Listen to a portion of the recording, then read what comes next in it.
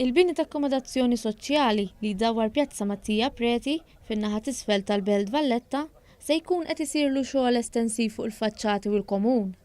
Dan b'investiment totali ta' 7 miljun euro minn fondi Ewropej għall-iżvilupp reġjonali. Meta ħabbar dan il-proġett, il-Ministru Konrad Mizzi qal li dan kollu qed isir għal benefiċċju tar-residenti ta' din iż-żona tal-Belt Kapitali. Dan huwa parti mir-reġenerazzjoni tal-Belt Valletta li taħseb fin-nies u tassigura li min ġie mwielet bil-belt jibqa' jgħix ġewwa l-belt. Il-Ministru semma wkoll kif binja stingata fit-triq tal-Karmnu fil-belt ingħatat il-Gvern mill-Awtorità tal-Artijiet biex tiġi rrestawrata u mibdula fi 11 l-appartament għall-akkomodazzjoni soċjali.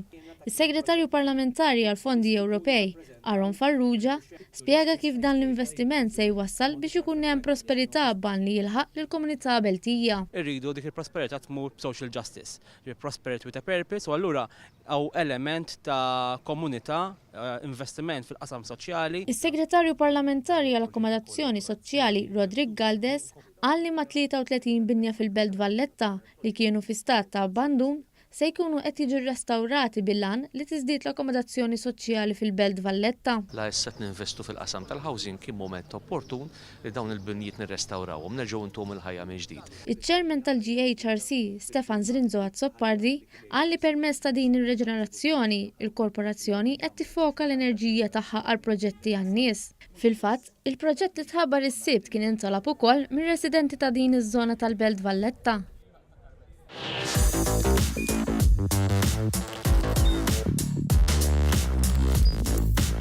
Idħol fuq one.com.mt u hemmhekk tista' tara l-programmi kollha li jxandru fuq One permezz ta' One Play.